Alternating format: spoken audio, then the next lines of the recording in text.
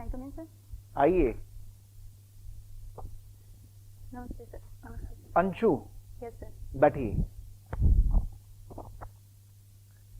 अब बहुत छोटे हैं, ये कद काठी का ये कारण क्या है? सर जेनेटिक है। जेनेटिक है। जी सर। आप बहुत अच्छे लग रहे हो थैंक यू सर। और ऐसा लग रहा है कि मतलब सिलेक्शन के पूरे योग्य जो व्यक्ति होते हैं ना, उस कैटेगरी में आप आ रहे हो। ऐसा क्यों हमको लग रहा है ऐसा? सर बोर्ड मेंबर्स हो आप, तो इसका तो मेरे को अनुमान नहीं हो सकता, लेकिन मैंने अपना पूरा प्रयास किया है कि मैं सहज रूप से आपके सामने प्रस्तुत करूं अपने आप को। ओके बेटा, आप नसीराबाद जी सर। आपका तहसील है जी सर। और उस इलाके से आप वाकिफ भी है जी सर। हैं? Yes sir. नसीराबाद की छावनी यस सर। क्यों, उसका क्या महत्व क्या है? सर सबसे महत्वपूर्ण पॉइंट तो ये है कि जो स्वतंत्रता संग्राम हुआ था 1857 की क्रांति, वो राजस्थान का प्रथम वहीं से स्टार्ट हुआ था 28 मई 1857 को। ऐसा क्या कारण था वहाँ, खास कारण क्या था? सर वो एकमात्र राजस्थान का छावनी बोर्ड है, इस वजह से वहां से हुआ था। राजस्थान में कितनी वर्तमान में अंग्रेजों की कितनी सैनिक छावनियां हैं? सर मुख्य रूप से 6 छावनियां हैं सर। वर्तमान में 5 है, उस समय से 6 थी। अभी भी अंग्रेज भारत में हैं? जी नहीं सर। तो फिर ये 5 छावनियां अंग्रेजों को कैसे दे दी आपने? Sorry sir. आप सही कह रहे कि गलत कह रहे हैं?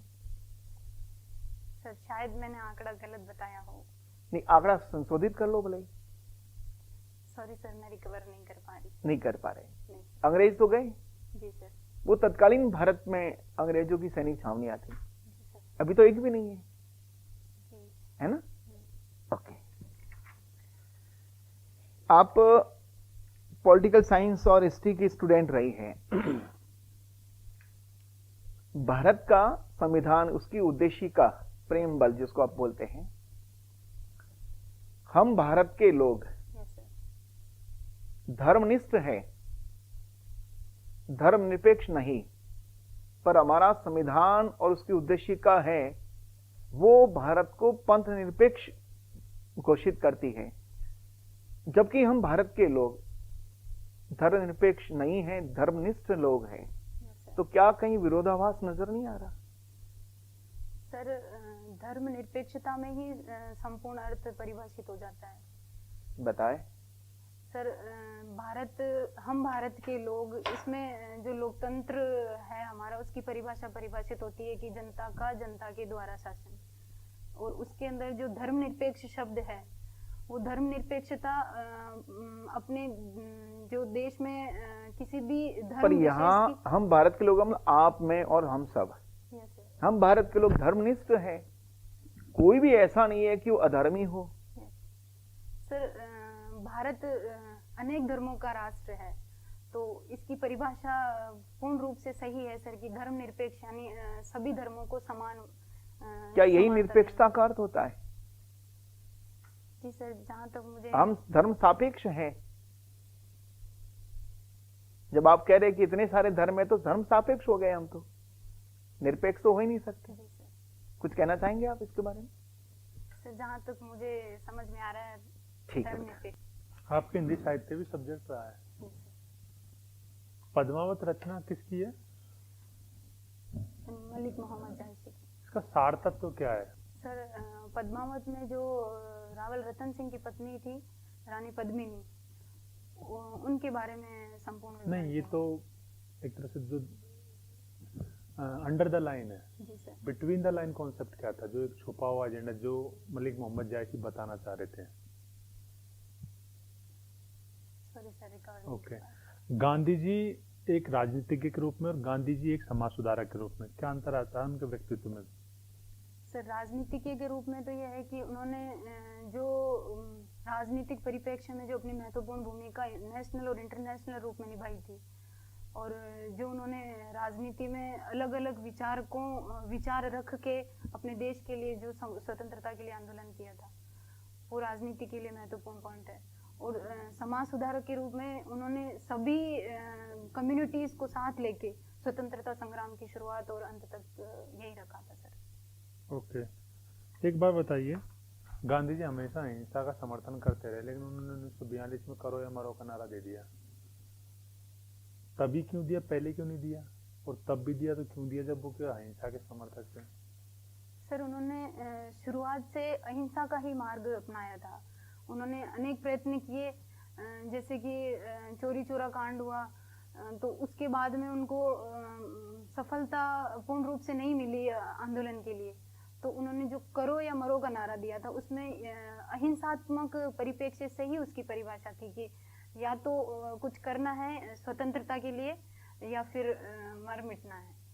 अहिंसात्मक खाता हिंसा होने लगी, अंग्रेजों ने बोला तो भी गांधी जी पीछे नहीं हटे, उन्होंने आंदोलन वापस नहीं लिया, हिंसा होने लगी तब भी। सर सकारात्मक रूप से अहिंसा का ही मार्ग अपनाया था गांधी जी ने। अंशु जी, जी सर। अजमेर से हो, यस सर। अजमेर का इतिहास क्या है? सर अजमेर की स्थापना अजयराज चौहान ने 1113 में करी थी। उस समय अजमेर का नाम अजमेरू रखा गया था। और सर उसके बाद में जो अन्य शासक हुए, अर्णोराज हुए उनके बाद में, फिर अर्णोराज ने भी अनेक महत्वपूर्ण वहाँ पे कार्य किया, जैसे कि आना सागर झील का भी उन्होंने निर्माण करवाया था। तो अजमेर के जो भौगोलिक परिप्रेक्ष्य में सबसे महत्वपूर्ण पॉइंट माना जाता है तो वो आना सागर झील का है। आप महिला हो, यस सर। आपने समाज और पुलिस विभाग में ऐसी कौन कौन सी महिलाओं के प्रति घटनाएं देखी हैं, या यूं कहें कौन कौन सी कमियां देखी हैं जो सही होनी चाहिए? सर समाज में सबसे महत्वपूर्ण देखा जाए तो कोई भी लड़की अपने हक के लिए आगे बोल नहीं पाती है। जैसे कि सबसे पहले तो शिक्षा को ही मैं मानती हूँ, वो करना बहुत कुछ चाहती है लेकिन वो कर नहीं पाती, अपनी भावनाओं को प्रदर्शित नहीं कर पाती, खास करके अपने क्यों पेरेंट्स नहीं? के ऐसा सामने। कानून तो खूब अच्छे तरीके से बने हुए हैं। सर ग्रामीण परिवेश ज्यादा है तो कानून की जानकारी भी बहुत कम है अब तक, तो इस वजह से भी सबसे महत्वपूर्ण पॉइंट यही है सर। पुलिस प्रशासन में जा रहे हो तो वहाँ पे क्या कमियां हैं जिनको आप एक पुलिस अधिकारी होने के नाते उनमें सुधार करना चाहोगे?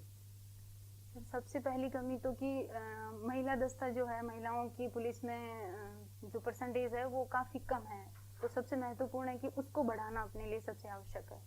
दूसरा ये है सर कि नई नई जो आधुनिकीकरण के रूप में जो नीतियां हैं उनको लागू करना सबसे महत्वपूर्ण पॉइंट साबित हो सकता है। जैसे कि डूंगरपुर में सुरक्षा सखी की जो कमेटी बनाई, सॉरी सर, टीम बनाई गई है, तो ऐसे सारे राजस्थान के प्रत्येक जिले में ऐसा करना अखबार चाहिए। पढ़ते हो? Yes sir. ज्ञानवापी का मुद्दा सुना है? जी सर। अभी वर्तमान में ये घटनाक्रम कहाँ तक पहुंचा है? सर अभी तक इसमें पूर्ण रूप से कोई माननीय सुप्रीम कोर्ट का कोई रिजल्ट नहीं आया है अभी तक। तो ये अदर दो जगह राज्य लेवल पे भी कार्रवाई चल रही है, कोर्ट की कार्रवाई, सुप्रीम कोर्ट पे भी चल रही है। राज्य कार्रवाई ने क्या स्पष्ट किया है? सर राज्य कार्रवाई में कुछ स्पष्ट नहीं हो पाया, क्योंकि जो जज की कमेटी बैठी थी वो एक हो गई, पूर्ण रूप से बहुमत नहीं था सर, इस वजह से फैसला नहीं हो पाया। तो सुप्रीम कोर्ट के पास एक आईबी और एक रो नाम सुने हैं? हिंदी साहित्य आपके स्नातक की है आपने। जी सर। एक शब्द आता है वांग्मय, क्या संधि विच्छेद क्या होता है इसका?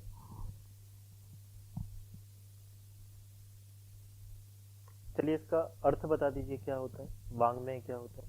सर वांग यानी होता है अपने शरीर का कोई भी लेफ्ट या राइट पार्ट। अनुमान लगा रही हैं, आपको पता है? जी सर, अनुमान से बता रही हूँ। बेटा आपकी लाइफ में 2000 के अंक का क्या महत्व है?